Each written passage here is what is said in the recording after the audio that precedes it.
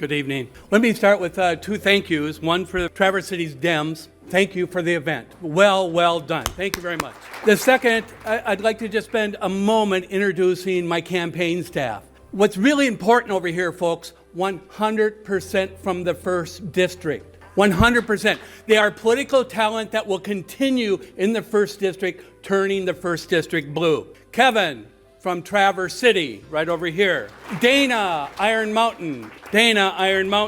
Andrew Marquette. Where's Andrew? Hunter, Sault Ste. Marie, over there. Jenny Petoskey. And a campaign staffer, we've been supporting each other, our own campaigns for 42 years. Peggy, my wife.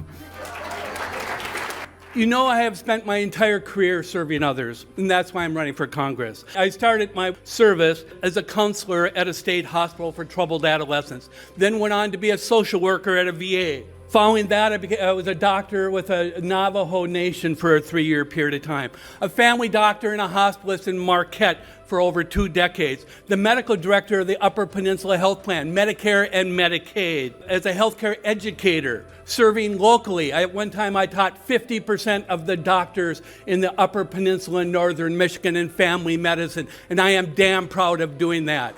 I have taught over 20,000 providers throughout the nation over a 20-year period of time. We were the leaders in the nation for family medicine. I have traveled the world as a diplomat, doing 5 tours of duty: Pakistan, South Korea, Afghanistan, North Africa, and Iraq. I have worked in over 20 countries, including the Mideast. And currently, yes, I am still employed and I'm still working. I am the Public Health Medical Director in Marquette. I have been truly blessed to serve.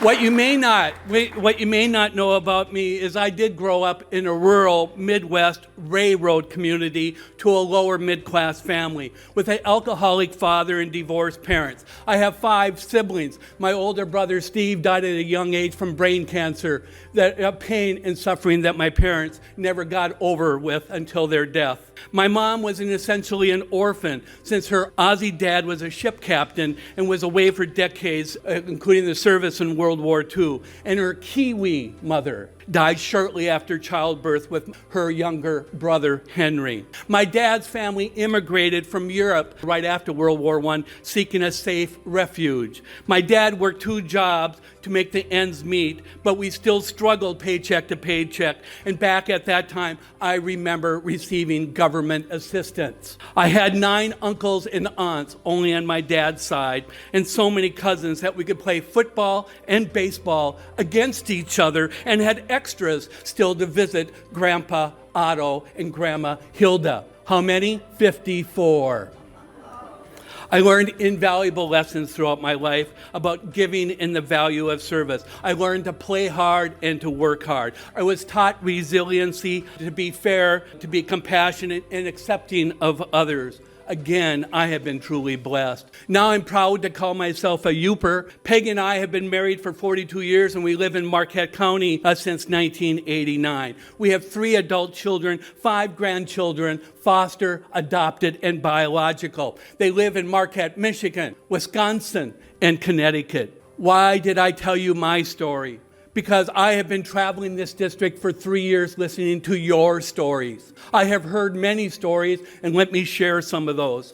I've been in Ironwood on Thursday, Marquette on Friday, Sault Ste. Marie this morning for an event. We beat the plows out. I'm here tonight, and I need your help getting back across the bridge tonight. We have an event at 10 o'clock tomorrow morning in Marquette. So what did I hear? Sarah can't afford to go to the dentist. Mitch cannot see an eye doctor. John can no longer see the regular medical provider because that person is out of network. Martha can't afford her medicine. Mary's mom is failing at home but can't afford long-term care that is needed. Lisa is overwhelmed with medical debt and has started a GoFundMe page. Folks, I support Medicare for all, and I am not bashful to scream it from the rooftops. It is not enough just to say we need access to care. We need universal health care, Medicare for all. I will advocate for it, and I say we need a doctor in the house. We can save $500 billion from this single-payer system in which all Americans will be covered, including medical care, behavioral health care, dental, hearing, vision, and long-term care with no deductibles and co-payments, and saving $500 billion a year. Health care is an American right. It is not a privilege. I've listened to Mike's story that he is struggling to pay his rent. Despite working a full-time job and extras, Mike's pay is insufficient for living necessities. He isn't lazy, folks. Many of our jobs are not paying livable wages. A livable wage for a full-time worker is to be able to afford, without any government assistance, the necessities of living, along with some extras of enjoyment that we all should have, and the ability to save for retirement, emergencies, or to buy a home. I have listened to Chris and Rachel saying that they can't find a home, so they're moving away.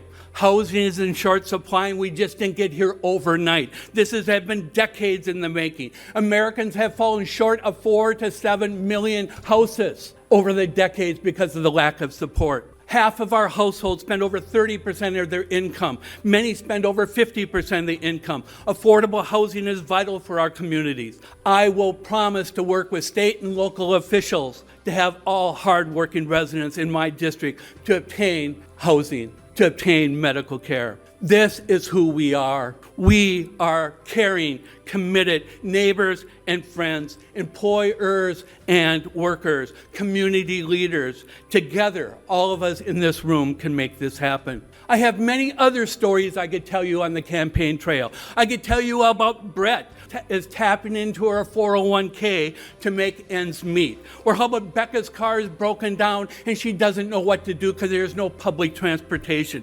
Jacob that has over $45,000 in student loans but doesn't see a way forward. Miranda is worried that she won't be able to complete her education. Or how about Fran, who can't afford daycare, so she's unable to join the workforce. Jeff, who is worried about making payroll this month. Or Brian is worried about his retirement. Mary is wondering if her Social Security will even be present by the time she retires, or enough because she doesn't make enough for savings. Jim can't find enough visa workers to harvest the fruit. Ian's worrying about our possibility of going to war. Craig is battling mental illness but can't find a provider. Ruth is worrying about climate change. Michelle struggles to be accepted because she is different, bullied, and failing at school. Or Garrett, who is worried about our democracy and wonder where all the decency has gone. Folks, these are the stories that I've been listening to on the campaign trail. These are the stories I heard this weekend.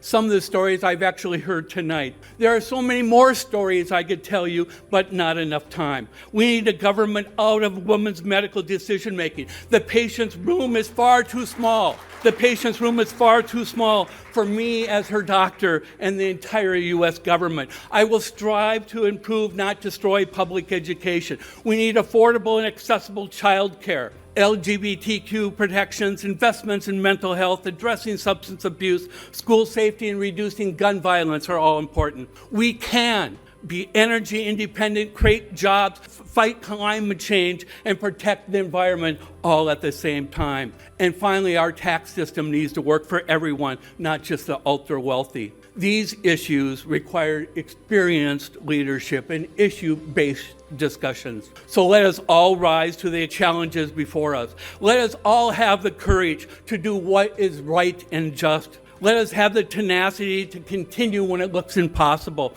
Let us legislate with financial wisdom, compassion, and kindness for our nation's future. Let's solve problems at all levels, local, state, and federal, public and private. My friends, neighbors, brothers, and sisters, let's show the country who we really are. Thank you. Thank you very much.